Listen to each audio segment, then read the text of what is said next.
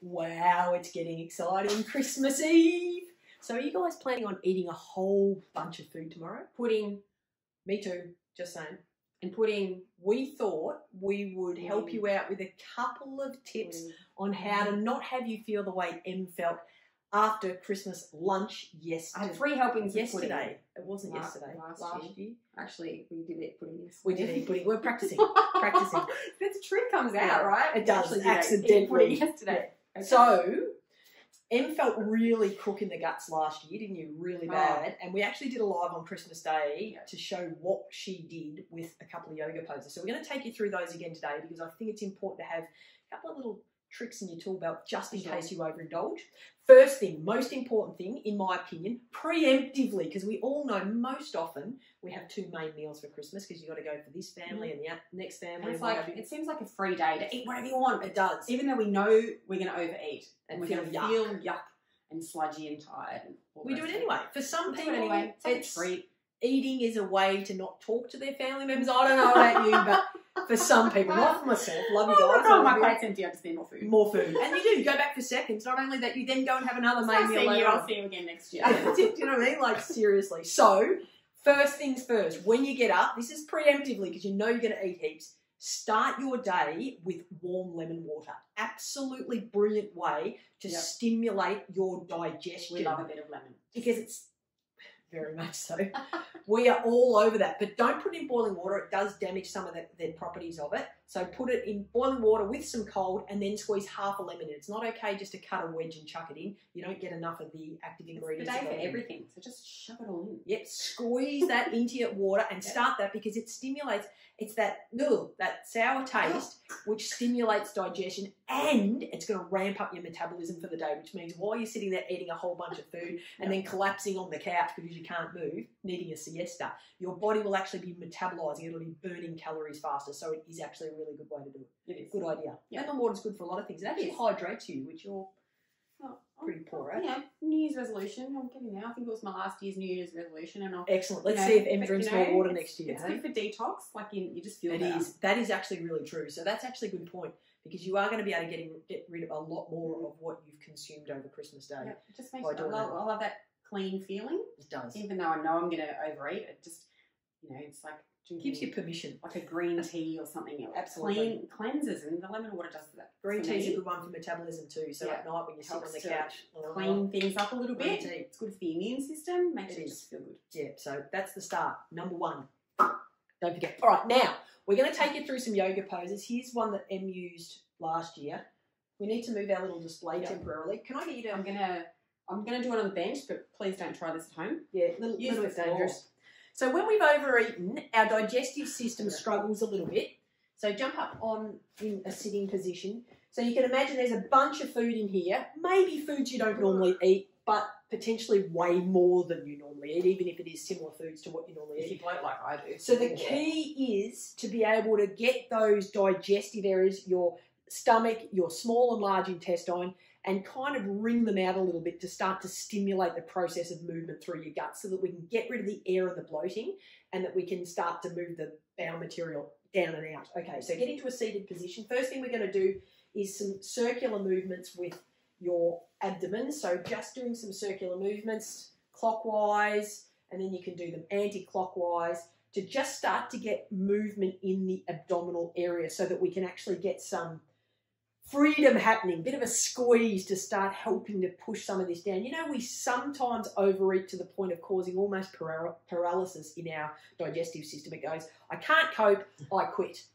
It's Christmas Day, I'm going on strike. And so there's no movement happening there. And then that's when we get all these horrible pains. Like I cannot even bend over because my pudding will come out of my nose. Yeah. Clearly Em hasn't eaten any pudding yet because otherwise this could be a problem.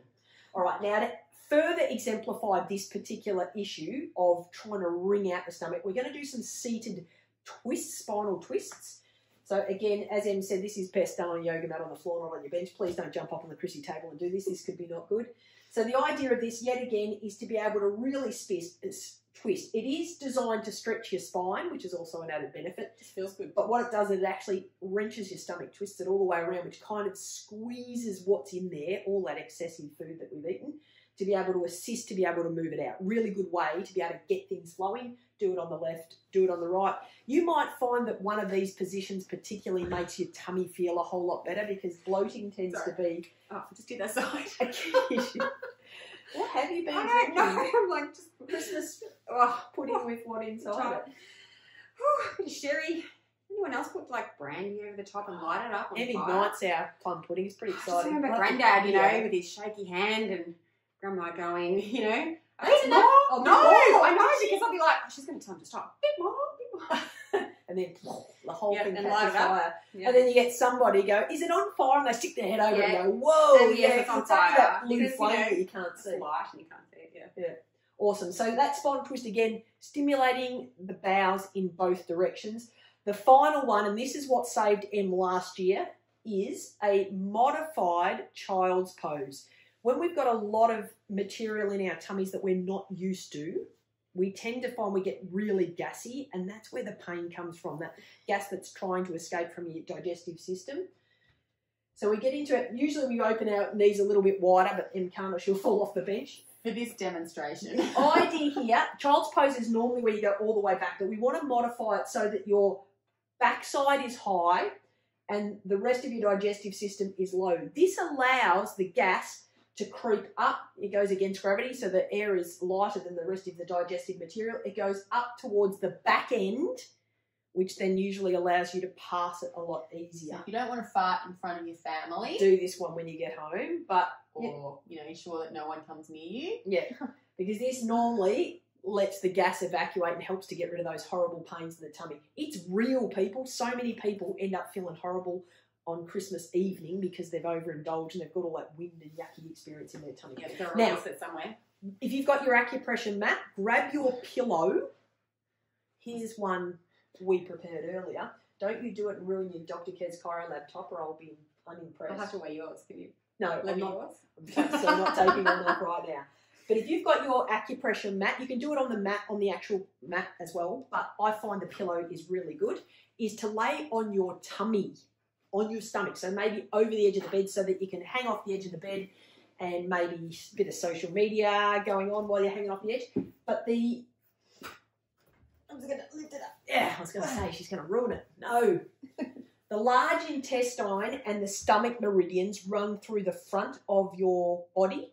So laying on your tummy like this can make the world of difference. If you've got that lower abdominal discomfort or you're really wanting to shift things through your digestive system because you've overindulged, laying on your tummy on the acupressure mat will stimulate those points and really start to help move it through. So once you've done your yoga twisting poses, get onto this and allow more stimulation through those meridians to be able to evacuate that material a whole lot faster. Once you've done that, I used to alternate, whenever I have a pain in my tummy, I alternate between that and doing the modified downward dog to be able to then release the wind. It's really helpful. All right, now, finally, 3 points we're going to take you through to be able to stimulate digestion as well, acupressure points that aren't stimulated by the acupressure mat. First one we're going to do is on your knee. Just going to, I'm going to get you to spin this way so I can hold your leg. I love this leg. Okay, where the kneecap ends, so if you're doing it with your leg straight, it's nice and easy to find. Preferably do it with your knee straight because that gets the kneecap in the right spot. I can't straighten Em's knee, you won't be able to see it. But the kneecap, if you go 3 finger widths down from the kneecap, always remember to use your, if it's your body, use your own body. Em's got bigger fingers than I, so I know to allow a little bit more. And then come off to the side. On the outside, this is Em's pinky side. So this is, I'm not going to say right because it might be the opposite on the camera.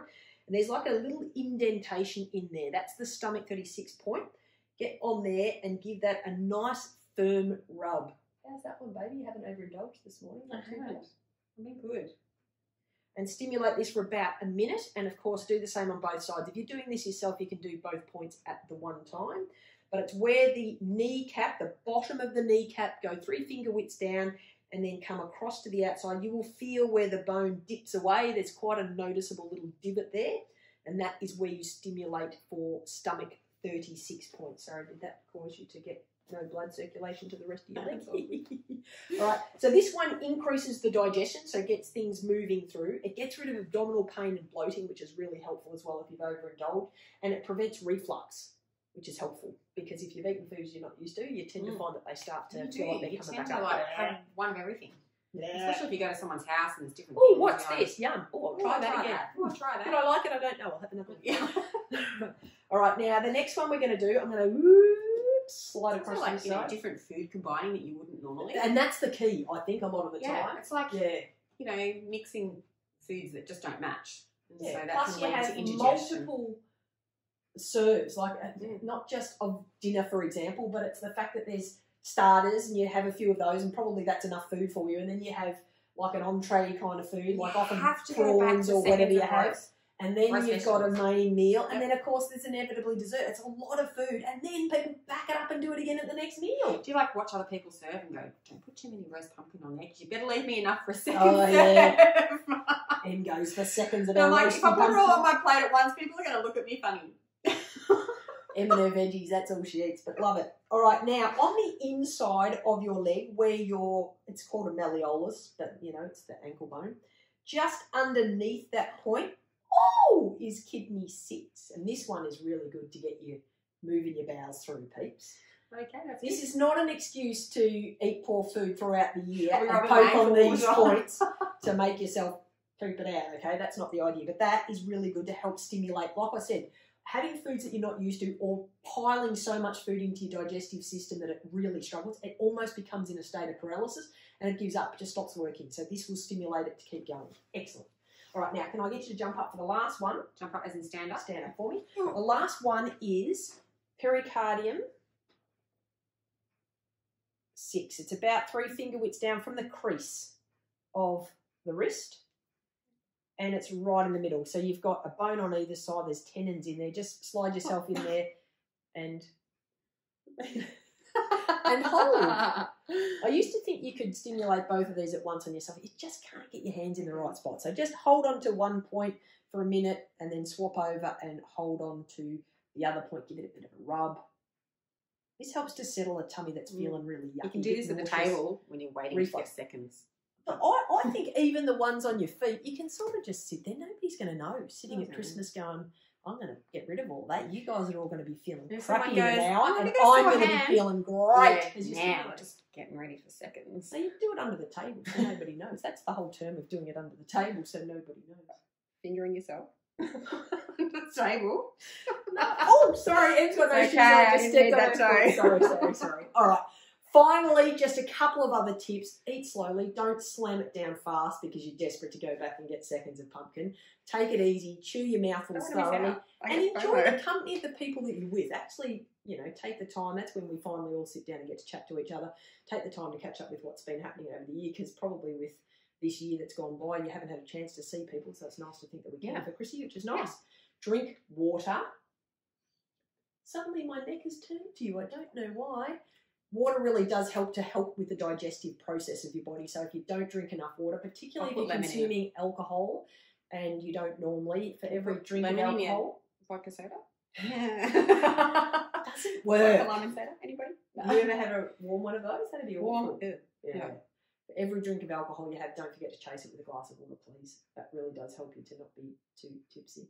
And if you can, go for a walk after your main meal. That will really stimulate digestion. So even if you're at somebody else's house, just make the suggestion, because... Hey, you want to walk around the block? Apart from the fact that everybody feels like they want to pop on the couch and close their eyes because you get that feeling because you're digesting so much food, if you go for a walk, it really does make a difference. Exactly. Yeah. Who wants to go for a walk? If they've got a dog, I'll take your dog for a walk. They'll be wrapped, absolutely wrapped. And of course, if you're home with your own dog, it's Christmas for them too, so don't forget to give them a bone to chew on and take them for a walk. Yeah, all right. So that's from us. Have an awesome Christmas day tomorrow. Please be safe. Drive safely. It's a pretty dangerous time of year. And we hope that you thoroughly enjoy your Christmas break with your family. Thanks for having us on your therapeutic journey. Away. Time to hang your stockings up. Tomorrow's Christmas Day.